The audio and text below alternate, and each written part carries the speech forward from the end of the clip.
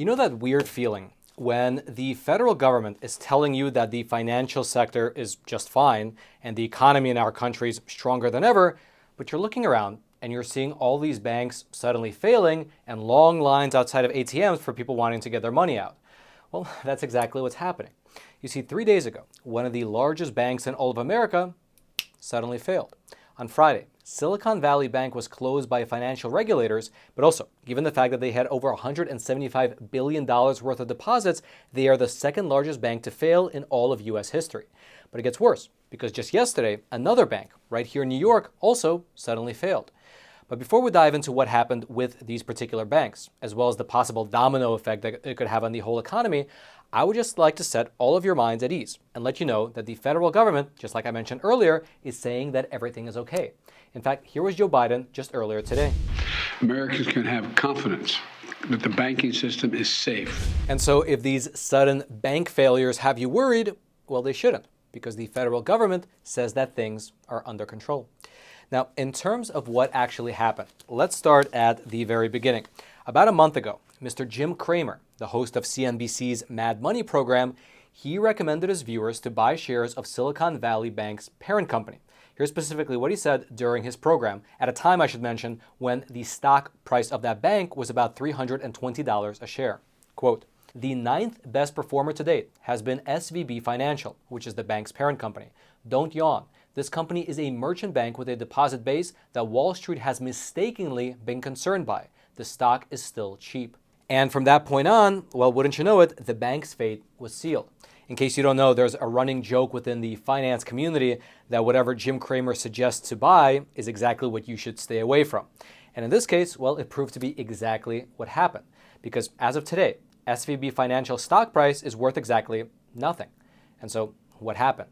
Well, to start with, Silicon Valley Bank is a publicly traded merchant bank specializing in tech startups over in California. And within Silicon Valley, this bank was very popular, accounting for about half of all US-based startups that were backed by venture capital. And so what that means in practice is that about half of all the people who launched some type of tech startup would go to Silicon Valley Bank in order to have their needs met. And as such, among their clients were some heavy hitters, some of the biggest players in the tech industry, such as Shopify, Roku, BlockFi, among a huge list of others. However, this niche specialization of the bank, it caused a very large problem. Because when the economy was booming, when everything was going well, when tech startups were flush with cash and they were hiring workers left and right, that was a great time for Silicon Valley Bank.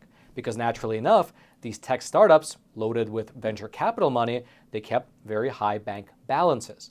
However, starting last year, as inflation was raging across the whole country, you likely know that the Federal Reserve began to increase their interest rates. This dramatic increase in the rates then led to a problem for many of these tech startups who were no longer able to raise as much money through either IPOs, SPAC offerings, or venture capitalists. And because they weren't able to raise much money, more and more of these tech startups began to pull cash out of their bank accounts in order to pay for their business expenses. And so, throughout the entirety of last year, throughout the entirety of 2022, the amount of cash on deposit at the Silicon Valley Bank was withering away. However, within the context of modern banking, this can only go on for so long. That's because when you, let's say, go to a modern bank today and you deposit, let's say, $100, that $100 is not just sitting there at the bank waiting for you. Instead, what all modern banks do is that they hold a small portion of your money in the bank, and the rest of it, they either lend out or they gamble with it or invest. And in the case of the Silicon Valley Bank, they, over the last year, bought a tremendous amount of 10-year U.S. Treasury bonds. And so eventually, it got to a point where in order to cover the amount that's being withdrawn, the Silicon Valley Bank needed to start selling their U.S. Treasury bonds at a loss in order to cover their position. But even though this was happening behind the scenes, investors were not really aware of the severity of the situation. As I showed you a moment ago, even Jim Cramer on his national television program was singing the praises of Silicon Valley Bank and telling people to invest in it. However, that all changed last Wednesday, because on Wednesday, the bank put out a statement to their investors saying that they need to quickly raise $2.25 billion in order to shore up their balance sheet. Now, this revelation not only shocked the investors, but it also caused essentially a run on the bank. The businesses who were keeping their funds in Silicon Valley Bank, they saw the situation, they saw the shakiness and precarious nature of what was happening, and they began to withdraw their money at a furious pace. By the end of Thursday, One full day after their announcement, customers had withdrawn a staggering $42 billion worth of deposits. All this made it obvious that the bank was about to become insolvent, and so on Friday, the next day, California regulators stepped in, they seized the deposits, and they officially closed the bank, making it the second largest bank failure in American history. But funny enough, wouldn't you know it, right before the regulators took over the bank, right before the bank collapsed, the top management team at the Silicon Valley Bank was selling off their shares of the company left and right. In fact, according to Unusual Whales, which is a Twitter page which tracks these types of, let's say, corrupt-looking types of transactions, they found that the CEO of the bank, shortly before the collapse, sold off 11% of a stake in the company.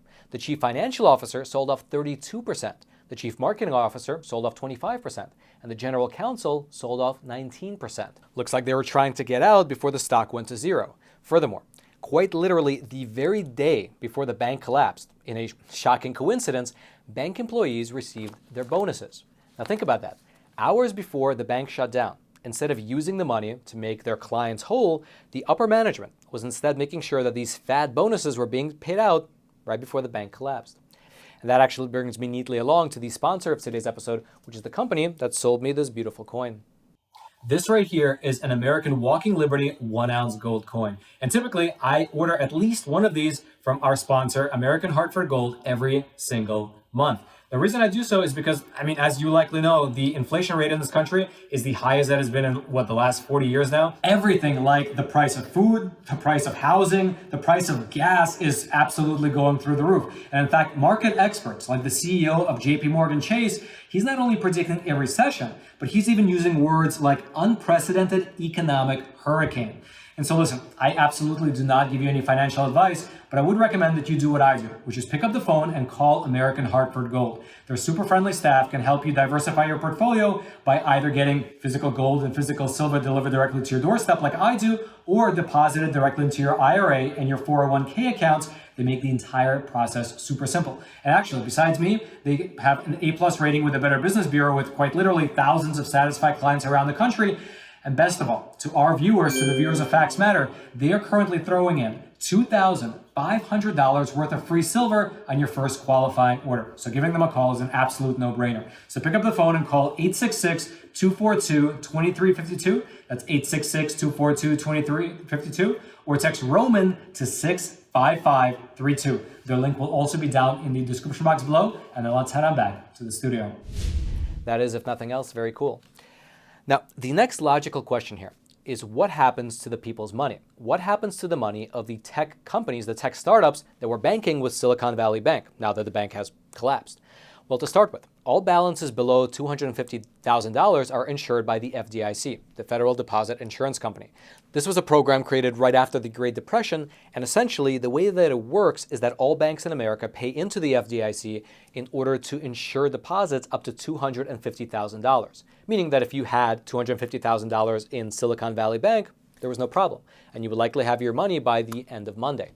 And so for people with small balances, this whole thing was not really a problem.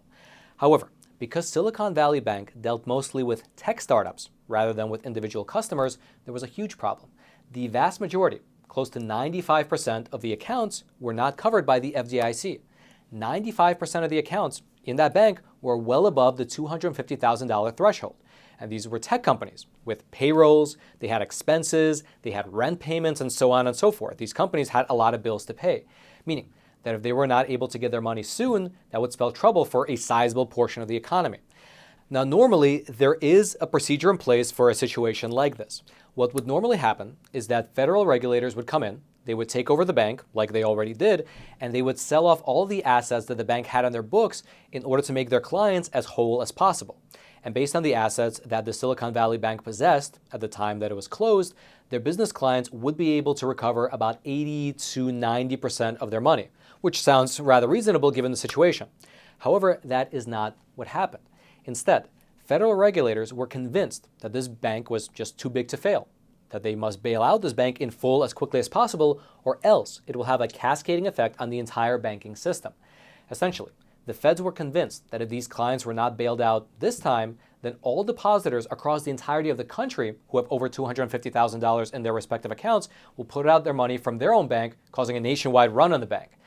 In fact, here is a short video from Mr. Jeff Jackson. He's a member of Congress from the state of North Carolina describing what took place just last night. Earlier tonight, there was an emergency Zoom call with several hundred members of Congress. It was convened by the Treasury Department, and we were given about 15 minutes notice. It was literally on regular Zoom. I was sent a link, I clicked the link, and most of Congress was there. That's not normal, but neither is the situation. The purpose of the meeting was to announce extraordinary steps that will now be taken to secure our financial system. You're going to hear from the president today, along with leaders of both parties, but here's what's happening. 3 days ago, we had the second largest bank failure in American history. It happened because there was a bank in California called Silicon Valley Bank. It lost a lot of money, causing a lot of its customers to get scared and try to withdraw their money, and it caused a run on the bank. So the federal government, through the FDIC, stepped in and closed the bank. Here's the problem. Typically, your deposits in a bank are only protected up to $250,000. But the vast majority of customers at this bank had deposits more than that because this bank specialized in startups and small businesses. And the uncertainty about what would happen to customers with more than $250,000 in deposits started to spread to other banks. A New York bank failed last night. Others have started flashing red. And we were in the early stages of a domino effect. Which brings us back to the emergency Zoom call. All the depositors at the Silicon Valley Bank will be made whole. Same with the bank in New York. We're going to pay for that with a fund that banks already pay into, not with taxpayer money. Right now, every step being taken has one purpose: to make sure this domino effect ends now. And indeed, just as he mentioned in the video, over the weekend, New York state regulators shut down Signature Bank, which is a major bank here in New York, which had a heavy position in cryptocurrencies. And then also, just as a congressman mentioned, Joe Biden. He came out this morning and he announced that the FDIC will insure all depositors, no matter how much money they had in their accounts. And he added that the financial system in this country is very strong. Take a listen. I want to briefly speak about what's happening in Silicon Valley Bank and Signature Bank. Today, thanks to the quick action of my administration over the past few days, Americans can have confidence that the banking system is safe. Your deposits will be there when you need them. Small businesses across the country, the deposit accounts at these banks can breathe easier knowing they'll be able to pay their workers and pay their bills. And their hardworking employees can breathe easier as well. Last week, when we learned of the problems of the banks and the impact they could have on jobs of small businesses and banking system overall, I instructed my team to act quickly to protect these interests. And they've done that. They've done that. On Friday, the government regulator in charge, the FDIC, took control of Silicon Valley Bank's assets. And over the weekend, it took control of Signature Bank's assets. Treasury Secretary Yellen and a team of banking regulators have taken action, immediate action. And here are the highlights. First, all customers who had deposits in these banks can rest assured they'll be protected and they'll have access to their money as of today. That includes small businesses across the country that bank there and need to make payroll, pay their bills, and stay open for business. No losses will be, and this is an important point, no losses will be borne by the taxpayers. Let me repeat that. No losses will be borne by the taxpayers. Instead, the money will come from the fees that banks pay into the Deposit Insurance Fund. Because of the actions that our regulators have already taken, every American should feel confident that their deposits will be there if and when they need them. Second, the management of these banks will be fired. If the bank is taken over by FDIC, the people running the bank should not work there anymore. Third, investors in the banks will not be protected. They knowingly took a risk, and when the risk didn't pay off, investors lose their money. That's how capitalism works. Now, the idea that Joe Biden mentioned in that video, that this is not being paid by our taxes, is true on the one hand, but on the other hand, it's not. Because up until now, the FDIC, as I mentioned earlier, has only been insuring deposits up until that $250,000 threshold, meaning that at this very moment, based on the amount that they were collecting, the FDIC only has funding worth $126 billion. However, across the entirety of the U.S., there are $9 trillion in deposits that are above the threshold, meaning there are $9 trillion worth of uninsured deposits. And so even if this time, with Silicon Valley Bank as well as the bank in New York, even if for just these two banks, the money can come from the FDIC and cover everyone, what if other banks fail? What if several more banks fail and the FDIC runs out of funds to continue bailing everybody out? What happens then? Well, naturally enough, the Fed will bail them out, ultimately with your in mind tax dollars. However, now that the standard has been set, such that if a bank fails, your deposit is safe no matter what, where do you think that money will be coming from? Ultimately, it'll be coming from you and me, the American taxpayer. Meaning that what this actually looks like in practice is that banks can take money from their customers, use that money to loan out, invest, and gamble with, make millions and billions of dollars in profits, but if that bank fails, then everything of theirs is fully insured by the American taxpayers, meaning that the basis that the bankers will be using to score their massive profits will now be insured by you and me. For them, banking becomes even more a high reward, no risk type of game. And I should mention this is not a purely hypothetical concept, as right now, the shares of different banks are crashing across the whole country. For instance, the shares of First Republic Bank just crashed 60%, Western Alliance crashed 76%, Packets dropped 41%, Regions dropped 31%, with many of these banks having their stock trading halted because they were just crashing so fast. Furthermore, what's happening with these stock prices is paired with videos, which are now circulating online from the entirety of the country, of people lining up to get their money from either the bank or the ATM. It really looks like a nationwide run on the bank. And so, given the size of the disaster that might be upon us, the idea that this giant backstop is not going to be funded by the American taxpayers, well, that seems like a pipe dream. Now, obviously, this story is developing by the minute, and if you'd like to go deeper into anything that we discussed thus far, I'll throw all my research notes down into the description box below this video for you to check out.